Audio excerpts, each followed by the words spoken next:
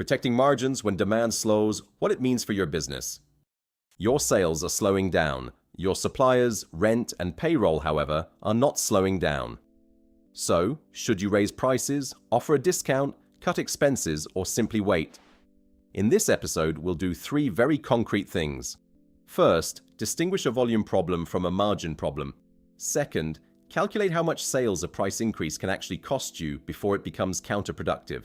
Finally, build a 4-week test to make a decision without changing all your prices at once.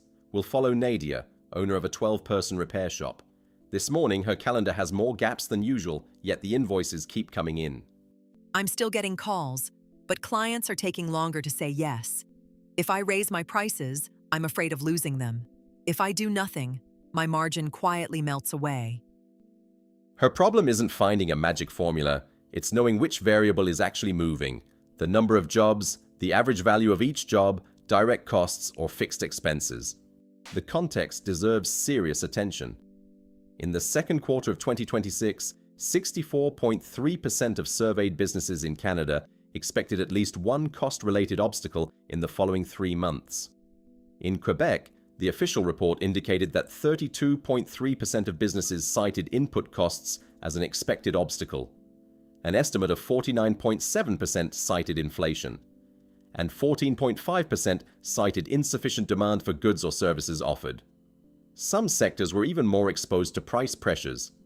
Across Canada, inflation was cited as an obstacle by 65.9% of accommodation and food service businesses and by 60.0% of retail businesses. The Bank of Canada also reported a deterioration in business sentiment and a slight weakening of sales prospects in the second quarter. On its part, the FCEI's long-term confidence index remained below 50 points in June for a second consecutive month. But be careful, these are surveys. They measure expectations and perceptions. They don't predict your sales next week. They also don't prove that all Quebec SMEs are experiencing the same situation. So the right question isn't, is the economy doing poorly? The right question is, in my business, which variable has just changed? Let's start with gross margin. BDC defines it as a percentage as net revenues minus direct expenses divided by net revenues. Standards vary greatly from one sector to another. In a repair business, direct expenses can include parts and labor directly dedicated to the work. Rent, insurance, and administration are rather indirect costs. Gross margin is first used to absorb these indirect costs, so it's not the same as net profit. 4 levers determine the result: volume sold, unit price, direct cost per unit, and indirect costs. BDC recommends testing these variables in a break-even and sensitivity analysis. Imagine 4 dials. If volume drops, the first dial turns. If parts cost more, it's the third. Raising the price affects the second, but can also move the first. That's why a price increase should never be judged in isolation. Now let's take some simple assumptions for Nadia's shop. 100 jobs per month, an average ticket of $180, and a gross margin of 40%. These are educational figures, not market averages. 100 jobs multiplied by $180 gives $18,000 in monthly revenue. With a 40% gross margin, each job leaves $72 after direct costs. On 100 jobs, that represents $7,200 in gross margin to pay indirect expenses and, if all goes well, generate a profit.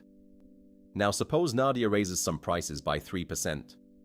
The average ticket goes from $180 to $185.40. If the direct cost remains at $108 per job, the unit margin goes from $72 to $77.40. How many jobs can Nadia lose while still maintaining about $7,200 in monthly gross margin? We divide $7,200 by $77.40. The result is about 93 jobs. In other words, in this specific example, the price increase can absorb a drop of about 7 jobs out of 100 before total gross margin falls below its starting level. So, I'm not just asking if the new price is higher. I'm also looking at how many clients remain and how much margin each job leaves me. Exactly. And if volume drops to 88 jobs, the price increase didn't protect total margin. If volume stays at 97, it likely improved it. The threshold isn't a promise, it's a monitoring line. First response? Absorb temporarily. This is defensible if the cost increase is small, limited in time, and if your current margin offers a cushion. But temporarily must have an end date. Otherwise, the exception becomes your new real price. Second response? Target. Instead of raising the entire catalog, Nadia can start with the jobs where value is clear, where parts have actually increased, or where demand is less price sensitive. A price cannot be calculated using only a formula. Market position and competitor prices also impose limits. Third response? Bundle. Nadia can keep a base service and offer a package that adds preventive inspection. Imagine adding $20 that costs $5 to deliver. The package then creates an additional $15 gross margin per sale. Again, this is a test hypothesis. Its value will depend on the acceptance rate and the actual time required. These three responses are not mutually exclusive. You can absorb a small increase on the entry-level service, target an increase on specialized jobs, and test a package on clients who want more prevention. Week 1. Take a starting photo. Note the number of requests, acceptance rate, average price, average direct cost, and total gross margin. Without this starting point, you'll be comparing impressions. Week 2. Change only one price family or launch one package. Don't change everything at once. Otherwise, you won't know what produced the result.